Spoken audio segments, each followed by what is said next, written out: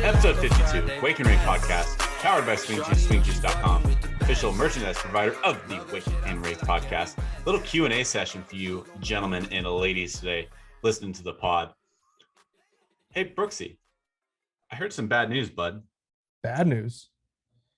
Didn't golf too well the other day, huh? Who told you that?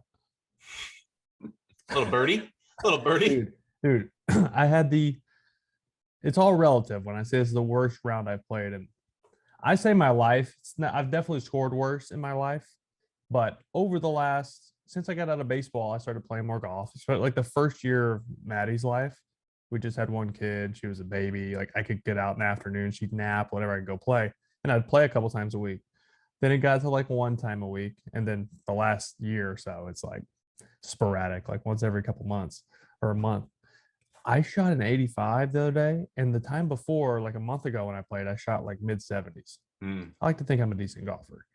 I went out with my buddy Wayne, who he's a manager of a restaurant down here by our house that we go to all the time called Warren. It's like a bourbon bar, really cool spot.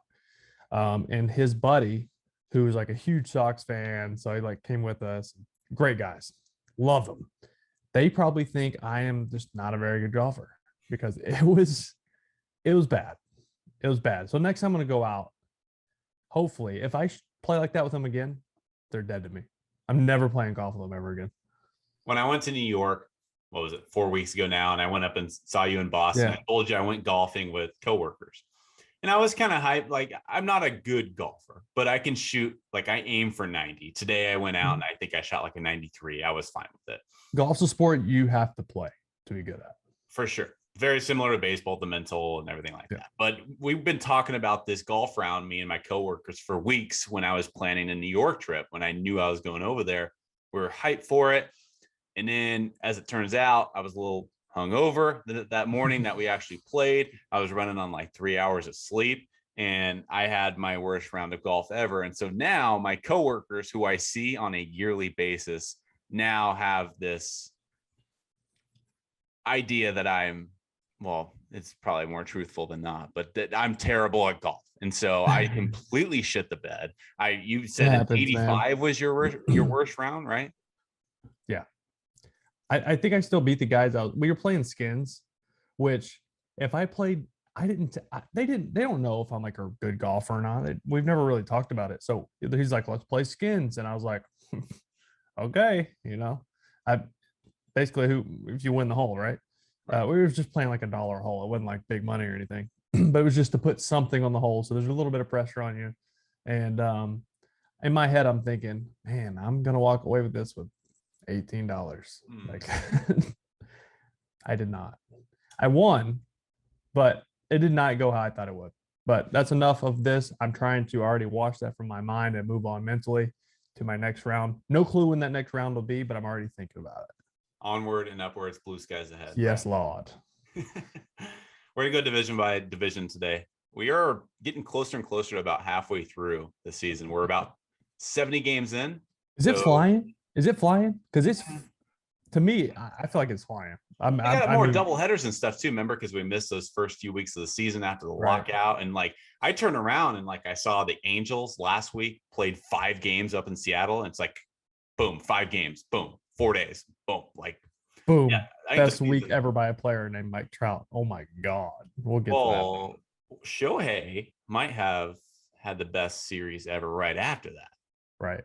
Yeah, that's true. That's actually a really good point. So Trout goes and has 4 game-winning home runs, which has never happened ever. Never happened. And then Shohei 2 days later. Hold on. He had 2 in one day. Right. Yeah, that doesn't make sense. Doubleheader. Yeah, that's true.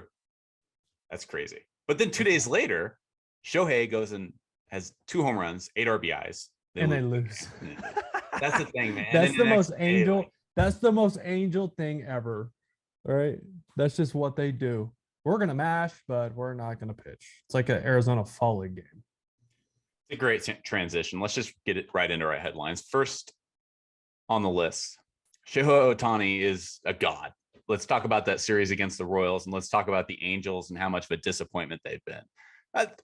How do you compare, or what do you assess How would you assess this Angels team? Because I had higher expectations for this team than I think you Oh did. yeah. But now Rendon, that's out. He's out for the year. That's $230 million down the drain, at least so far with that contract. Well, if you're talking money down the drain, they're paying Justin Upton to play for the Mariners. That's a good point. $28 million. I don't know how much he would have helped them. Who knows? I mean, but it's still money. It's still wasted money. And speaking of wasting things, Mike Trout's prime, man. We're getting towards the end of it. He's 30 years old. Right? 30? He's 30. And Shohei's 30. 27. Huh? Shohei's 27. A lot of people think yeah, Shohei, but I feel like you know what I mean? Shohei's prime is shorter because number one, he hasn't been here that long. Number two, he's only going to be able to do the two-way thing for so long, in my opinion. He's eventually gonna just be a hitter at some point, and maybe It's not a maybe knock like on pitch, him. or like pitch out of the pen too. But I think I don't want to get too deep into this because we have a lot of stuff we're gonna hit on. But like you think about future contracts for Shohei, we're talking like 400, 450, tons of money, right? But like how long is he going to actually be able to do what makes him worth that much money? It's really I can't say it's realistic because no one's done it. Not in our lifetime, So it's hard to compare that to anything. And like how's his body gonna hold up? Is he gonna be worth a damn when he's 35 years old? It's 8 years from now. If he's playing every day and pitching every 5 days, that's a grind. I know he's a freak. If anybody can do it, it's him. But it's like at some point we're gonna have to talk about future contract. Like he's gonna sign a 10-year, $400 million deal, but like, is he just gonna be a $40 million a year DH at some point? Yeah, he is, and come out of the pen. But if he loses velocity, he's not gonna be the same guy. So you got to think about that in longevity of a career. The older he gets, the less velocity he has. Less velocity has, less effective his off speed is, and if you don't have those 2-3 pitches, he's not as effective as a pitcher, right? So he eventually is going to turn into a DH, which he can bang, he can hit homers and all that. It's great, but is that worth 40 a year? Probably not. If anybody's going to hand him a $40 million a year contract, though, it's going to be the Angels. They're not afraid to hand out mega deals. Okay, so largest contracts handed out by the Los Angeles Angels since 2010. Mike Trout, 12-year, 426. That's looking pretty good so far. After that, Anthony Rendon, not great. Albert Pujols, meh. Josh Hamilton, not great. Justin Upton, DFA'd / released. Jared Weaver, solid pitcher. And then after that, CJ Wilson. So 5 out of the 7, I'd say 6 out of those 7 top contracts since 2010 have been overspending. They haven't quite panned out. And not to mention, you had to pay Pujols that though. Look at the body of work. Let's be honest. We knew how he was going to be towards the end of his career. That was expected. They knew they were going to eat a couple of years of that.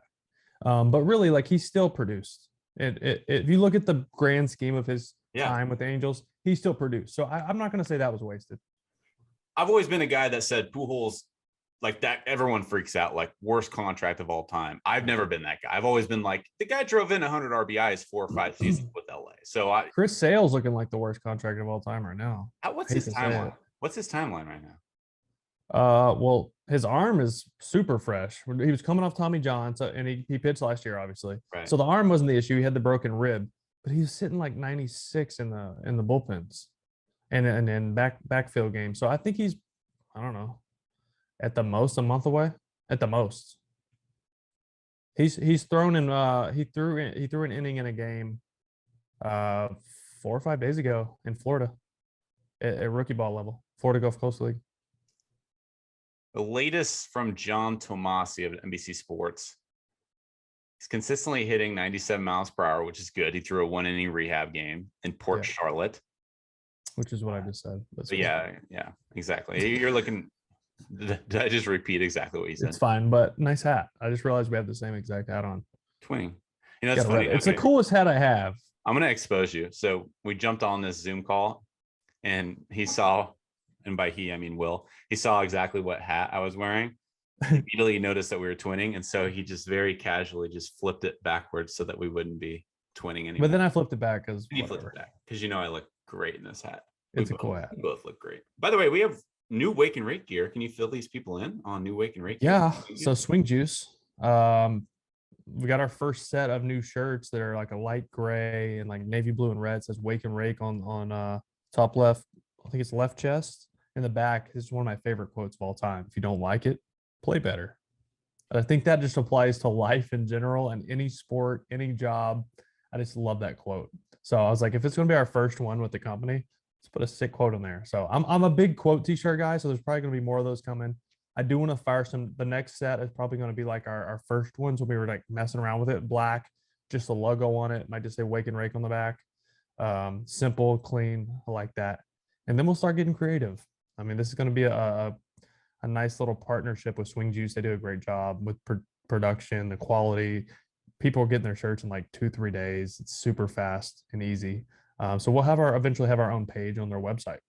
So get hats going, get all kinds of stuff going. We're going to get creative with it. John Mason over there is the guy who I'm in contact with, and he's great. And he's fired up to just help grow the game. That's what we want to do. It was cool for me. I was scrolling Instagram this morning, and your ads pop up every so often on your feed, and a Swing Juice one popped up, and I was like, oh, hey, Swing Juice. And then I looked in the bottom left, and it was one of our shirts. It was the Wake and Rake shirt. And I was like, whoa, like they're using us for the promos. And I was like, wow, that's cool, man. Like we're doing it. Yeah. So they started as just a golf company. Right. Swing Juice, right? You think like Swing Lube, like you have beers on the course, it's your Swing Juice. I don't know if that's where it came from, but that's how I interpret it. And then they started getting into baseball like last year. And I'm like, you know what? Let's build baseball up more. Come on, I got you. And they're based in Rhode Island, big Red Sox guys. So we can get some in the Red Sox clubhouse over there. That reminds me. Do you know who Tanner Houck's dad? Like what is Tanner Houck's dad's name? Do you know? The reason I ask is we had a guy hit us up on Twitter, John Houck. John Houck. I don't know how it says. How do you say Tanner Houck's name? How you're saying it? Houck. John Houck. If you're listening to this, John Houck. No, it's not Huck. It's Houck. John Houck. Like it's pronounced like H-A-W. How? Regardless, he ordered a hat. We sent him a hat. Thank you so much for supporting the Wake and Rake podcast, John. If you're listening, John Houck. Is it spelled H-A-U-C-K? Yes. Yeah, that's Houck. So is he related to Red Sox pitcher Tanner Houck? Maybe. Probably not. Maybe. I felt like we would know that if he was. Maybe. I don't know. I mean, he's got a Red Sox profile photo. I mean, I'd ask. I'm going to do some investigation. I'm going to do some deep diving on John Houck. Some PI. Angels are in third place. They got leapfrogged by the Texas Rangers, who are actually playing pretty good ball. American League Central, Cleveland and Minnesota had a big-time series, and they split. So they're still tied atop the division at 36-29 is Cleveland, and then Minnesota 39-32. Like, do we see the White Sox make a run at this at some point this summer? They have to, right? You would think they just need to get healthy. Eloy has a setback in his rehab. He's still not back. Seems like say the same thing about the Mets. Mets need to get healthy, but they're still, it's like it's crazy. So it's coming down to depth. Like, how's their depth? Who do you trust more in that division of those three teams? Obviously, Detroit, Kansas City, not likely going to make a run at things, but the White Sox, Twins, and Cleveland. The White Sox are 4.5 games back of both Cleveland and Minnesota. Who do you trust more of those three? Oh, man. Talent-wise, Chicago. Talent-wise, yeah. You know how I feel about Tito Francona, though. Yeah. Like, he's just kind of a guy, kind of like Gabe Kapler. Nah, different, but hear me out. In a way that they get the most out of their guys and kind of have some guys overperform because of that. He gives off that I shouldn't have compared him to Gabe Kapler, but Gabe Kapler gets a lot out of his guys. That's the point I was making. But Tito has like that father effect. Like, you don't want to disappoint him, right? You don't. I mean, he holds you accountable. It's old school. Yet he embraces the analytics. He understands the analytics. He's smart. His baseball IQ is insane. So he makes that clubhouse better. He also understands how to let veterans run a clubhouse, and he kind of stays out of the way when he needs to. He just gets it. He's been around forever. He's a lifer. He grew up in a clubhouse as a kid, right? And then he played, and now he's obviously a legendary manager. So I would not put anything past the Cleveland Guardians. I can't believe I'm saying that. But I mean, they have one of the best players in baseball that we don't really talk about enough, right? I Jose have Ramirez. a good stat for you. Give it to me.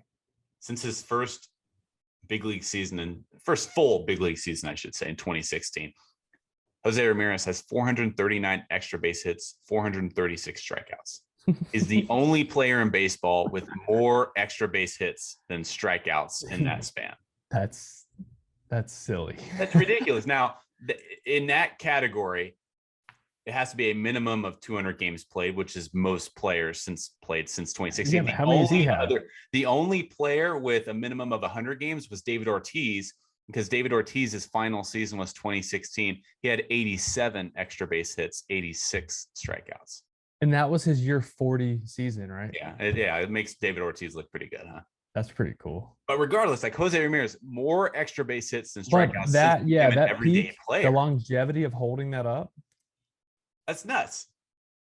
Jeez, I didn't know that was a thing until I saw your tweet. I screenshot that. I was like, that is amazing. I'm going to use that on one of my shows. So just to be clear, you trust the Guardians of those three the most?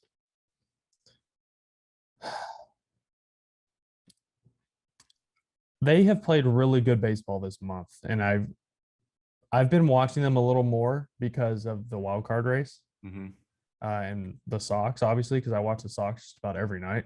Say there's 100 games, I probably watch 95 of them, unless I'm doing a pod, of course, and then I can just hit the rewind and watch it. But so I've been paying a little more attention to them.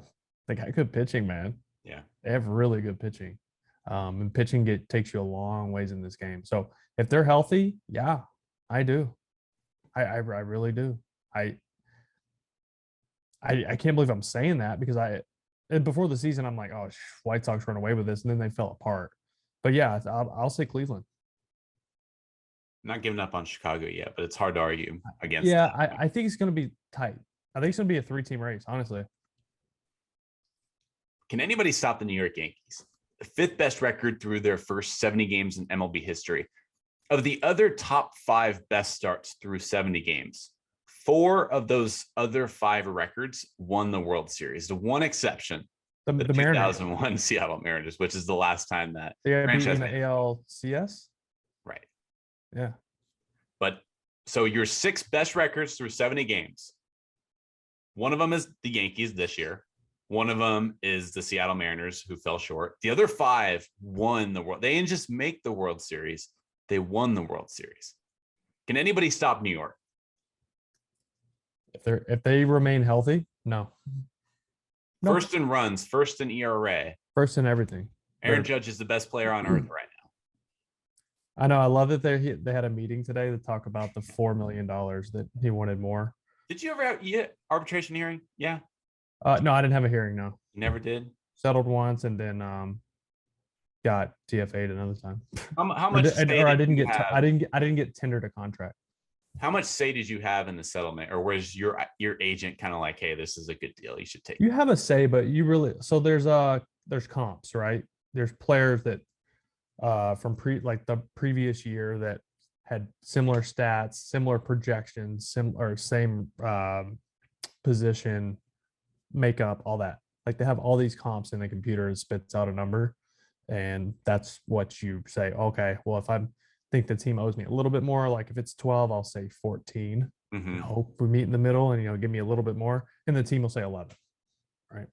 Do you remember who your comp was? No, I don't remember. Who would have been? No clue. But back to your other quote about New York. We got away from that. Yeah. We would never. Their walk off against Houston. We're saying last night, so what's today? Friday, so it was Thursday night. Right. Where they're down 3. Aaron Hicks is hitting 230 on the year. He's been struggle bus a lot of the year. He's picked it up a little bit. If Aaron Hicks is coming through for you. 3-run ding dong off the closer Ryan Presley, and then obviously Judge the walk off single. That was just, they have 9 walk-off wins. So this is a team that'll beat your brains in and score 15, and then you'll have them on the ropes down 3 in the 9th with an out, and they still find a way to win. That's just, they're a complete ball club. Their bullpen's good. Their starting pitching's good. Their fifth starter's one of the better pitchers in baseball. He slowed down a little bit, Nestor Cortez, but he's still very good. Jamison Tyon's been good. Garrett Cole has started to pick it up again. Garrett Cole for a while was their worst pitcher. That's crazy. Isn't that insane? Yeah, so that's just their depth is insane. They're getting really good production from Jose Trevino at catcher, who came over from Texas. I got to know him as a kid in the minor leagues in the Texas system. One of my favorite guys I ever played with. One of the nicest guys, most genuine human beings. So I'm happy for him. I just wish it wasn't in pinstripes. But either way, they're a very, very good baseball team and could, if stay healthy, go down as the best regular season baseball team of all time. I mean, they'll try for 120. Yeah. That's +4, right?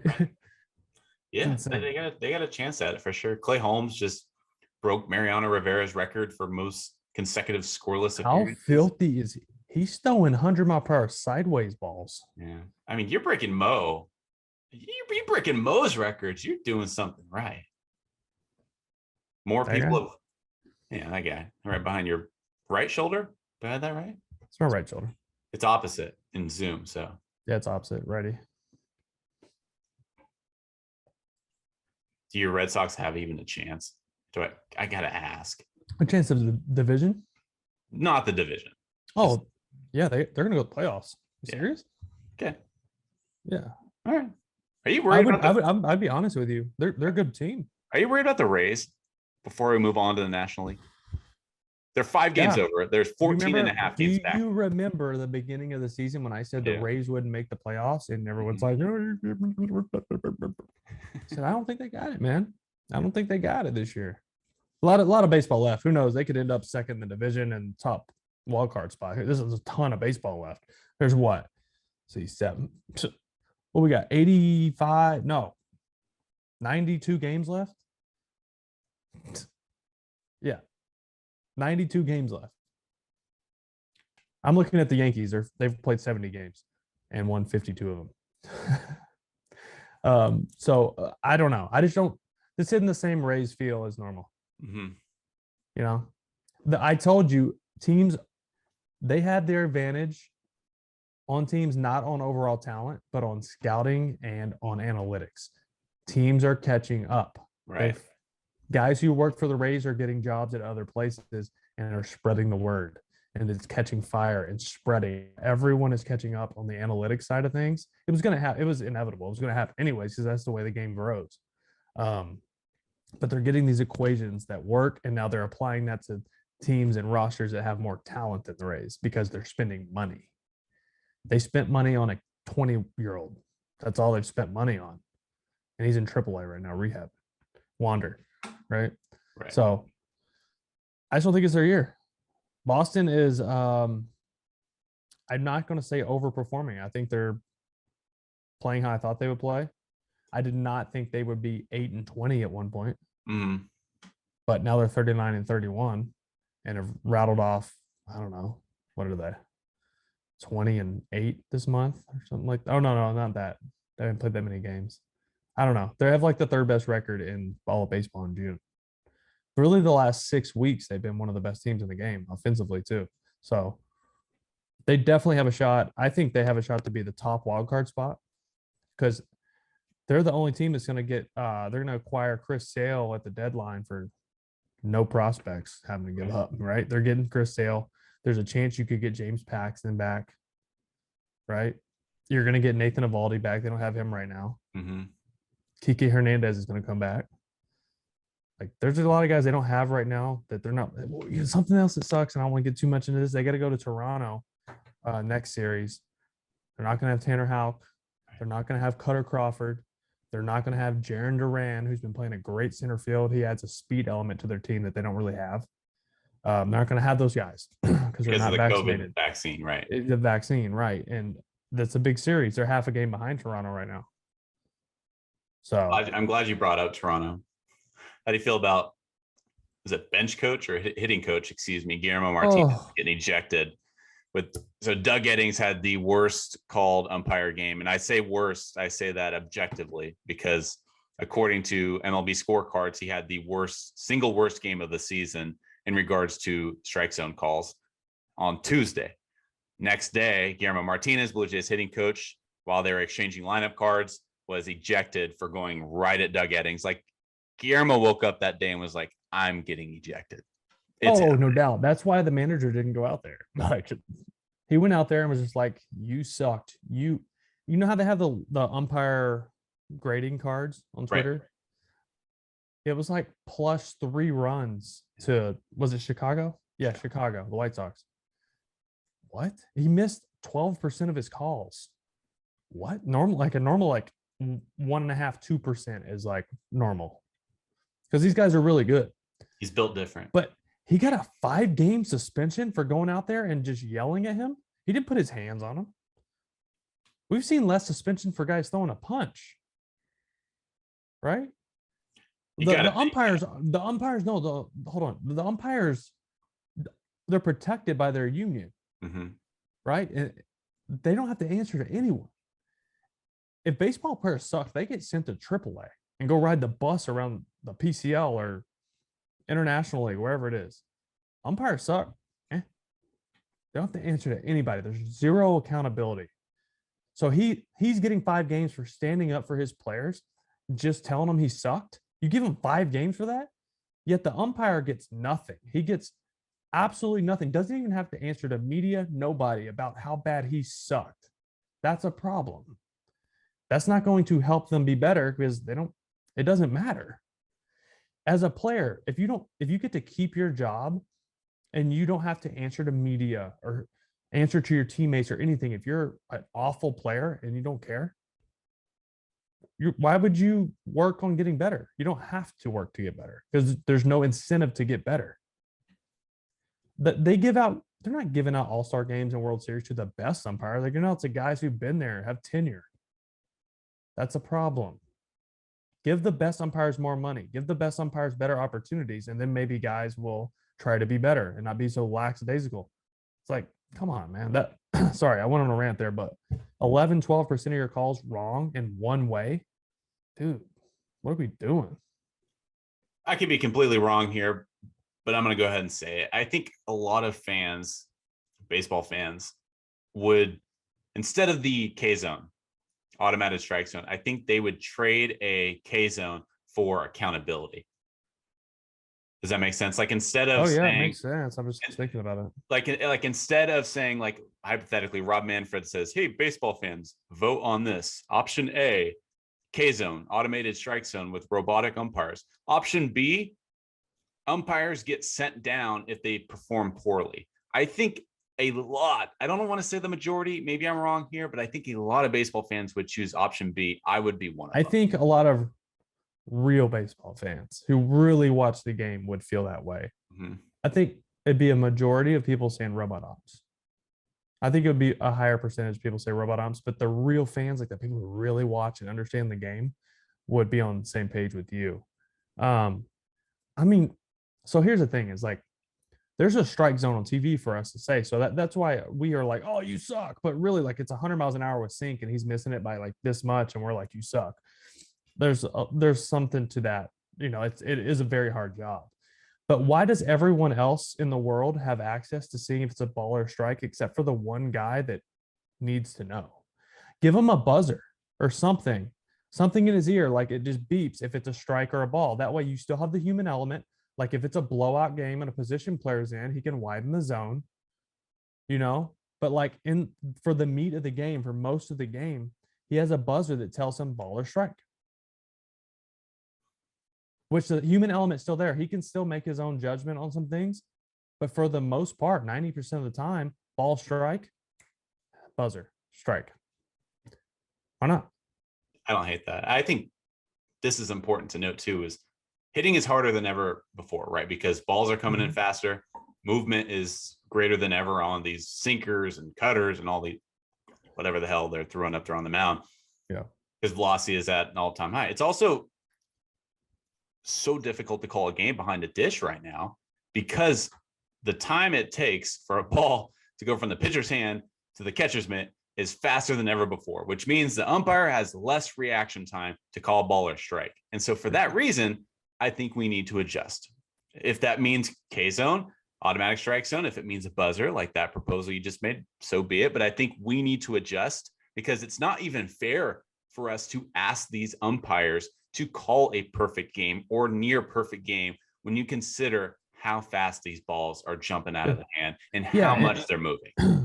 Yeah, and if we're not going to make them accountable, then let's adjust. Agreed. Let's get it right. You have a replay to, for a vicinity rule at second base if a guy clipped the bag on a double play. So why can't you at least get the most called, the play that's called the most in a baseball game over 200 times, a ball and a strike? Get that right.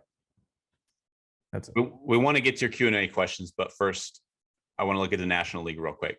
Mets are atop the division. They're 4 games up on Atlanta. Atlanta is making a push. Now, Atlanta's 18-3 this month. Jacob deGrom could potentially make his return before the All-Star break. It's I gonna don't be think they're close. going to push him that hard. I think Scherzer will be back before him. Scherzer just made a rehab start. So they're getting their guys back slowly but surely. Atlanta, the big story going on right now is Freddie Freeman's return. Yeah. After, what is it, 4 months of the season, he's finally making his first return to Atlanta since winning a world championship. Drafted by Atlanta, was a 6-7-time All-Star, MVP in 2020. It means a lot to him. He was very emotional when asked about his return, and he got a standing ovation in his first at bat, which is great for him. I mean, there were some people saying, should he get booed? And I'm like, Freddie Freeman? Like, what are you talking? Have you watched Freddie Freeman? They booed when he walked, but they were booing Ian Anderson for not throwing him this pitch to hit. Exactly. Yeah, as they should have. But I thought it was really cool that after they gave him his ring at the beginning of the game, they gave him the mic to address the fans, because he hadn't had an opportunity to, because everything happened so fast, you know, when he ended up in LA and all that. And it was cool, man. It was super emotional. His pregame presser, he was in tears. He was in tears at the plate. That's genuine, man. He was 12 years in the big leagues there, 15 years in the organization. This is beyond Freddie Freeman, the baseball player. This is Freddie Freeman, the human being.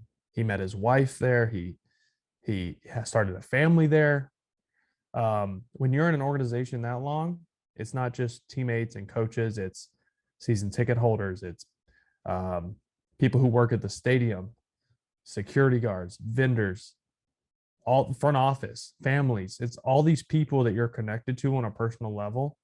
And then it's just gone. Like, he's used to seeing the same people for 12 years in a row. I played professional baseball for 12 years. I can't imagine being in the same place that long, because I know the connection I feel to Boston, and I was in their organization from 07 to 14, right? And I was only in the big leagues in 12, 13, 14, 3 years with them. And I know the connection I have with that city and that stadium and the people that work there, because now I get to go back there and see people and how special it is to me. So I can't imagine how he feels. So that him being overcome with emotion, I know there's a lot of people saying, oh, you know, he could have stayed if he wanted this and that. I honestly think the team wanted to part ways, in my personal opinion, or it would have gotten done. I know it wasn't, their offer was not that different from the Dodgers. It's a tough spot. I mean, I think the team wanted to go a different direction. I think Freddie, part of him, wanted to go home and finish his career at home where he grew up, and he grew a fan of the Dodgers. So, emotional, man. They did it right. The fans of Atlanta, bravo. Like, you guys packed the house out. You were so loud, standing ovation. You did it the right way. I'd love to see it. Who says you can't be romantic about baseball? 5-time All-Star, by the way. Somehow I thought it was more. I thought a little less than I thought. And also shout out Dansby Swanson, who's tearing the cover off the ball this season. 1,100 OPS this month. Guess who we get to talk about in the NL Central? It's not the Brewers. It's not the Cardinals, although they are tied atop the division. We've talked enough about Milwaukee and St. Louis. I want to talk about Pittsburgh a little bit. Yeah, they're Oneil Cruz, 6'7", the tallest shortstop in MLB history, and he's throwing laser beams across the diamond. He's hitting balls with exit velos of 112, and he's, get this, bud. I don't know if you saw this. So I compared his feet per second. Tyreek Hill. He's faster than Tyreek Hill. Now, Tyreek Hill wears pads and helmet, but Oneil Cruz at the sprint speed 6'7" has a sprint foot. Wasn't it like 31 something? Oneil Cruz 31.5 feet per second sprint speed. Tyreek Hill 31.4 feet per second sprint speed. He's as tall as Aaron Judge, yet he's as fast as Tyreek Hill. And he can throw a ball as hard as Max Scherzer. Pirates shortstop Oneil Cruz caught everybody's eyes in his season debut. Not only is he the tallest shortstop in MLB history at 6'7", in just 3 innings he also threw a ball across the diamond clocked at 96.7 miles per hour, the hardest throw by an infielder this season. He then scorched a double with a 112.9 miles per hour exit velo, the hardest hit ball by a Pirate this year. And he clocked a 31.5 feet per second sprint speed. That's the fastest by a Pirates player all season and faster than NFL wide receiver Tyreek Hill's fastest sprint speed last season. He's only 23 years old, but Oneil Cruz already looks superhuman. Football speed's different, but yeah. It's different. But still, you put that on paper and you're like 6'7". Yeah, no, I get shortstop. Like it's how long does he stay at shortstop though? He looked pretty good so far. How old is he? 23. Yeah. So that body will age a lot faster at that position. You will see decline in athletic ability. It will be magnified as a middle infielder. So eventually, I don't want to see him in the outfield, but with that arm, like, why not? It's very Tatis-esque, right? Tatis is 6'4". 4, yeah. 3. You know what I mean? Yeah. Like he's a very tall shortstop, and then he also has had defensive deficiencies at times. They tried him in the outfield. Yeah, I just worry about like mobility and like staying down on balls and like balls at the middle where you got to stay like super low. I don't know. I just feel like a couple more years of playing 160 games, 150 games, like those hips and those backs start to bark a little bit when you're 6'7". I know I felt at 6'3". I can imagine 4 more, 6'7". So I don't know. I would love to see him stick there for a bit because he's a freak. He looks like an avatar out there. But that laser across the diamond, 96 miles an hour. Sheesh. Just get to know his name, folks, because we're going to be talking a lot about Oneil Cruz in the coming years. It's a good name. It's a good baseball name, too. It is. He has 2 last names. I really hope the Pirates are starting to maybe turn a corner. I don't think the window is quite opening yet. No, but they have like 5 young guys that are really exciting. Brian Hayes leads all of Major League Baseball. And they locked him up for what, 5 years? Jack Swinski, all MLB. He leads all MLB rookies with 11 homers. And then Henry Davis, who was the number 1 overall pick a couple years ago, he just got promoted to AA. So who's the other one? Is it like Madrid or what's his last name? Oh, the kid that they just called up. He had spent like 6 or 7 years in the big leagues. Yeah, he's had a couple homers leagues.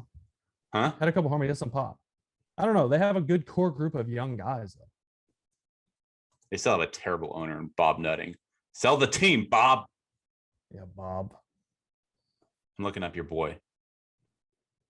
I just saw him go deep a couple times the other day. He's not in the lineup. Bly Madras. Madras. That's Madris. I think it's Madris.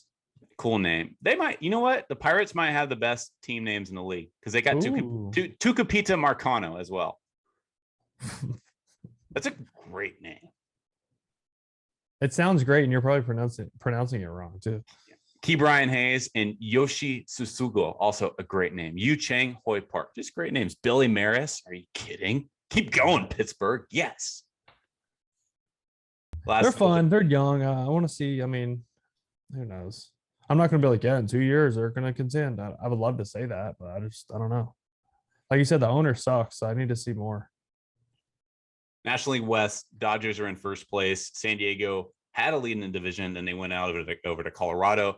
Machado rolled his ankle, which was a huge scare. Luckily, he's expected to return with just a little sprained ankle. He'll be fine. Tatis. I'm glad it wasn't a knee, You got remember when Harper, same play, Harper. It's the molded cleats, dude. And like guys like to wear molded cleats. They're easier on your back, your hammies, your knees. But if the base is wet at all and you catch your heel on it, you're going to slide right across. Sucks. The weird thing with the Dodgers is actually they're studs, or I shouldn't say studs, but the highest paid players really aren't the guys doing the most damage this year. Like Max Muncy was injured for a while and he was hitting 150 most of the year. Freddie Freeman, absolute stud, hitting above 300, but his power numbers are actually down this year compared to his earlier years. Justin Turner has struggled more this year than not. They've just pitched.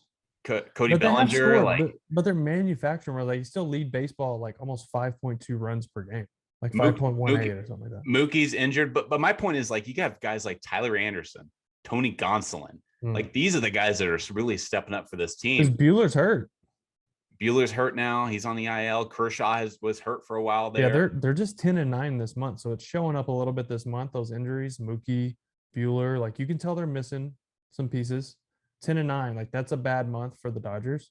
It's still a good month, really, but we're used to seeing them, be 10 games over 500 in a month. San Francisco, 7 games over 500, 5.5 back in the division. Yeah. Where are they on the wild card? Let me look. They're half a game out of the wild card. So, like I said, 90 games left. So, I'm not ready to say anything about anybody but the Yankees right now. That brings me to my final question until we get to our Q&A. Who would you rather have for the next 5 years on your roster, Rafael Devers or Aaron Judge? And don't give me your subjective Red Sox homer argument. I want to hear who you truly would rather have on your team for the next 5 years. Now, Rafael Devers is a lot younger. Rafael Devers is 25. Aaron Judge is 31. 30. Yeah, 31. For how 30, long? 30, sorry. He's 30. You're right. 5 years. Aaron Judge would be 35 when that contract ends in this hypothetical. Rafael Devers would be 30. Oh man, that's tough. If I say Devers, you're gonna be like, oh No. I believe think you. Devers, I just want to nip in the butt before you said, well, I gotta say Judge because the is Red one Sox. of the best. He's a top 3 player in baseball when he's healthy. He has a lot of injury history and issues with staying healthy because he's 6'7", because he's 6'8", however big he is, 280 pounds. It's hard to keep that body on the field 150 days out of the season. Just because you're that big, especially as an outfielder. It's not like he's a DH. He's out there diving and running and on his feet all the time. So if I'm thinking longevity, I'd rather have Rafi Devers. I think he's going to put up similar numbers. I think he's going to be on similar. I think he's going to put up similar numbers, less homers, but overall, like production, RBIs, average hits, OPS. I think he's going to put up close enough numbers when he's healthy. Yet I have that assurance of him being on the field for at least 140 games. You hear me? And yes, he's 25. So at the end of this, he's going to be 30 years old. So, and still considered in this prime. Aaron Judge is the 35. We're talking the end of his career because he's a massive human being and that body ages a lot differently than Rafi Devers. So I'm getting really deep in this just because it's a really hard one, because I could very easily say Aaron Judge, but I'm really thinking deep into this and I would rather have Rafi. No explanation. Quick answer. You don't have to explain yourself. Next 5 years, Rafi Devers or Yordan Alvarez?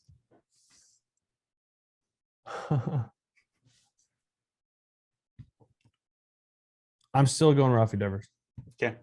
Tyler Grones wants to know. Just because I don't want a one-way player. I want a guy he's made himself into an above average defender. And I want a guy that can impact the game on both sides. The only reason I asked is because Jordan is probably the best hitter in baseball right now, at least Agreed. one of, and I wanted to give him a shout out on his. He has been for years. He just hadn't been healthy. We've been talking about him a lot on here and between us. Like this dude, just if he's healthy, he's one of the best hitters. We know that. Such a short, simple swing. He's just a massive body. He's just like so quiet. You don't see him pimping stuff. Like he's the same dude like every day. I love that. Tyler Grones wants to know, where do you see Judge going? I have a bad feeling he would go to San Francisco. Dude, that's what I said. I said San Francisco because he grew up there. Well, kind of. He grew up outside of Stockton. So he grew up a Giants fan and a Red Sox fan. He had a West Coast team and an East Coast team. He was a Sox fan too. Everybody's like, oh, I bet the Sox can throw some. I doubt it. Sox have a lot of money they need to be dishing out. And it needs to be going to number their shortstop and their third baseman. And then figuring out what their pitching is going to look like the next couple of years, because they're going to have some holes. They do have some young studs coming up, but I don't know, man. I'd be surprised if he's not in pinstripes. Same. Like if the Yankees don't pay him, that's going to be like the new curse of the Babe. Like you got to pay him, especially like if he's coming off an MVP. They need to get it done right now, because if he gets an MVP in a World Series, he's going to be worth an extra 30 million. Yeah, they're not going to get it done. It's too late for that. No, because Aaron Judge is going to bet on himself. Exactly, as he should. Like they offered him 7-215 last year, and he was like, "Nah, I'm good." Can you imagine saying no to $215 million? I couldn't imagine saying no to 1 million personally, but that's just me. Me either. Same thing. Isn't that insane? Jared Swenson wants to know, who's your favorite team to watch film with? Favorite what? Favorite teammate to watch film with? It was Johnny Gomes. Why? Just because he's so meticulous and detailed detail oriented.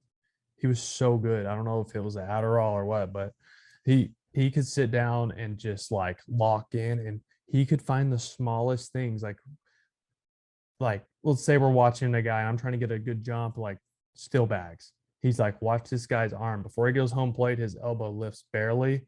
And so it gives me like a half or a quarter second jump on him going home, because I'm not waiting for him to lift his leg or watching his back knee or whatever you may be watching as a base runner. Watch his elbow, and it moves just a little bit before everything else. Like just little things like that. Then Johnny Gomes will point out, and it made me a better baseball player. Like that's a good answer.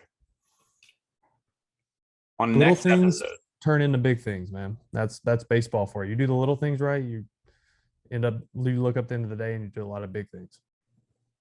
on the next episode, we're going to list out our most underrated hitters. And then later on, as we approach the All-Star game in Los Angeles, which will take place on July 19th, we will fill out our All-Star ballots. I don't want to do it yet. I'm not going to get mad at anyone for When do filling they out pick their the All-Star teams? ballots.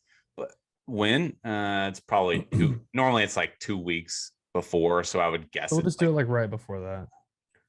But I just don't like filling out ballots right now. Like, for example, someone could completely fall off a cliff from now until July 19th. How is Xander Bogaerts third in shortstop voting? Yes, they got Bo leading the charge. Like they get, you know what though?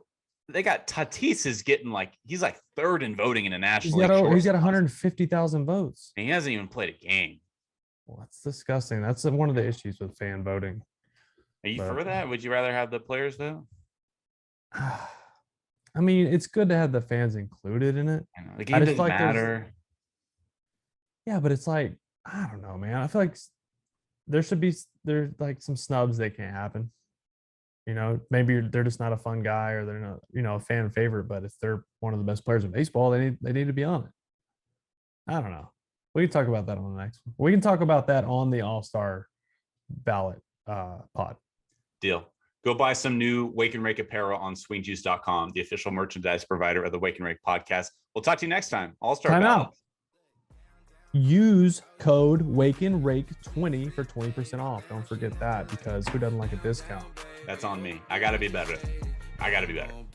This was the team. It's my boy. All-Star ballots next time. Peace out, people.